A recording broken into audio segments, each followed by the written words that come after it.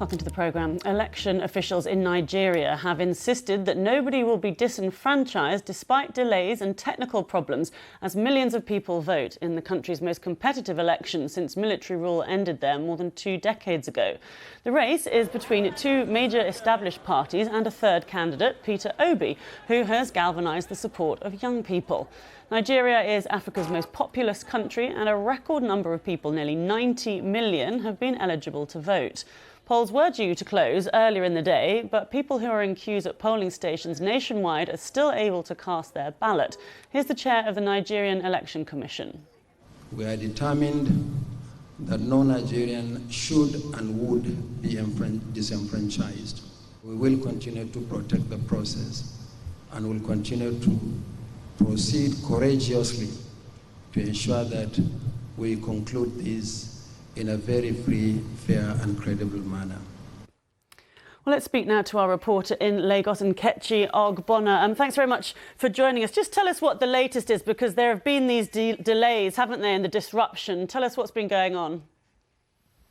There have been delays across some parts of the country where voting began this evening due to the late arrival of election materials and electoral officials as well. But a lot of voters who I spoke to earlier in the day say they were determined to get their votes counted no matter how late it would get. And also counting has also begun in other parts of the country where voting began way earlier in the day. Right, and there was some violence as well, wasn't there? Tell us about that. In some parts of Lagos, where I went around this afternoon, there were violence in certain suburbs around town.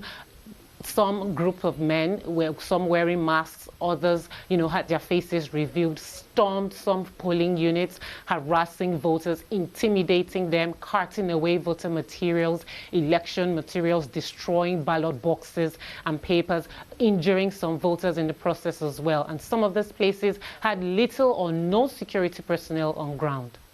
Right, and just tell us about the issues that are concerning Nigerians as they go to the polls at the moment. What are the big things on their minds as they go into the ballot box? This is a very important election for Nigerians because this is coming at a time where the economy is really struggling. A lot of Nigerians are looking for a way out. They are needing a change. And we've had skyrocketing inflation figures and a high cost of living. We've also had record high security issues where there's been kidnaps for ransoms and banditry attacks in certain parts of the country. So it's very important for especially young people at this time. And as I said in the introduction, there's normally, in Nigerian elections, there's normally 2 parties, aren't there? 2 main parties fighting it out. But this time around, there are 3 front runners, aren't there? Prior to now, the APC, which is the ruling party, and the People's Democratic Party, the opposition party, are usually the 2 main parties in Nigeria's elections since 1999. But we're seeing a third newcomer and a new force powered by the young people in the person of Peter Obi, who is from the Labour Party. And so this has just changed the dimension of this 2023 general election. So it's very unpredictable at this time. OK, well, thanks very much for joining us, Nkechi Ogbonna there for us in Lagos. And we will, of course, keep you right up to date on any developments.